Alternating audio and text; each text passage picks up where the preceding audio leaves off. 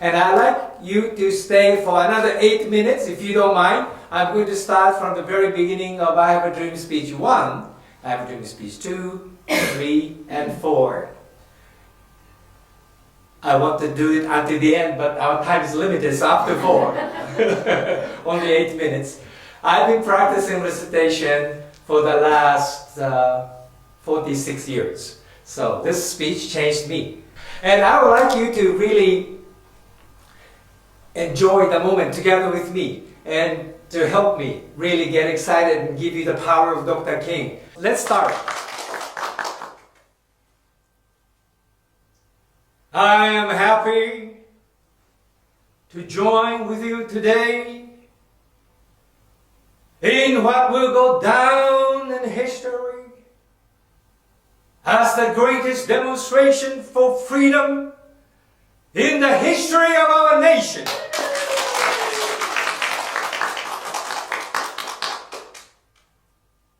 Five score years ago, a great American in whose symbolic shadow we stand today, signed the Emancipation Proclamation. This momentous decree came as a great beacon light of hope to millions of Negro slaves who had been seared in the flames of withering injustice. Yeah. It came as a joyous daybreak to end the long night of their captivity. But 100 years later, the Negro still is not free. 100 years later, the life of the Negro is still sadly crippled by the manacles of segregation and the chains of discrimination. 100 years later, the Negro lives on a lonely island of poverty in the midst of a vast ocean of material prosperity. 100 years later, the Negro is still languished in the corners of American society and finds himself an exile in his own land. And so we've come here today to dramatize a shameful condition. In a sense, we've come to a nation's capital to cash a check. When the architects of our republic wrote the magnificent words of the Constitution and the Declaration of Independence, they were signing a promissory note to which every American was to fall heir. This note was a promise that all men, yes, black men as well as white men, would be guaranteed the unalienable rights of life, liberty, and the pursuit of happiness. It is obvious today that America has defaulted on this promissory note insofar as her citizens of color are concerned. Instead of honoring this sacred obligation, America has given the Negro people a bad check. Yeah. A check which has come back marked insufficient funds.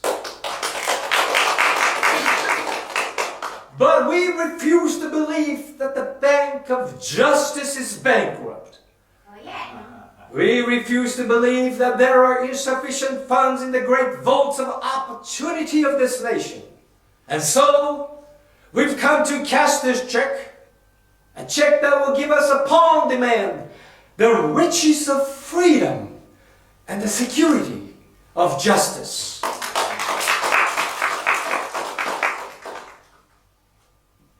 We have also come to this hallowed spot to remind America of the fierce urgency of now.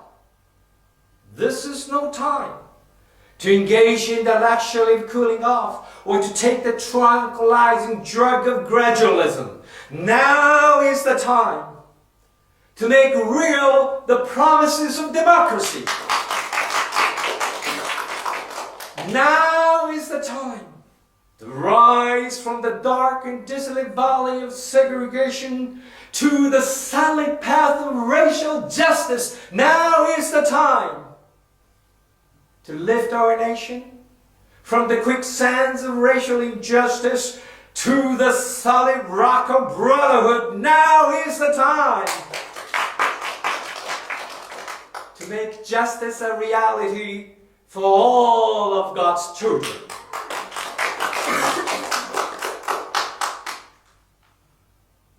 It would be fatal for the nation to overlook the urgency of the moment. This sweltering summer of the Negroes' legitimate discontent will not pass until there is an invigorating autumn of freedom and equality. 1963 is not an end, but a beginning.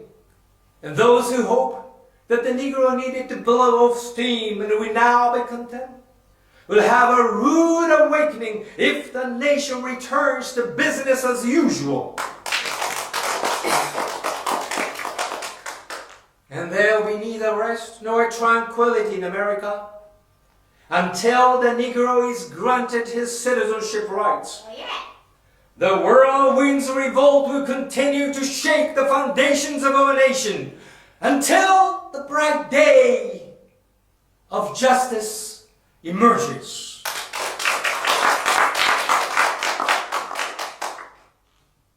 But there's something that I must say to my people who stand on the warm threshold which leads into the palace of justice. In the process of gaining a rightful place, we must not be guilty of wrongful deeds. Let us not seek to satisfy our thirst for freedom by drinking from the cup of bitterness and hatred. We must forever conduct our struggle on the high plane of dignity and discipline. We must not allow our creative protest to degenerate into physical violence again and again. We must rise to the majestic heights of meeting physical force with soul force. The marvelous new militancy which has engulfed the Negro community must not lead us to distrust of all white people. For many of our white brothers, as evidenced by their presence here today, have come to realize that their destiny is tied up with our destiny. They have come to realize that their freedom is inextricably bound to our freedom. We cannot walk alone. And as we walk, we must make the pledge that we shall always march ahead. We cannot turn back. Is the end of our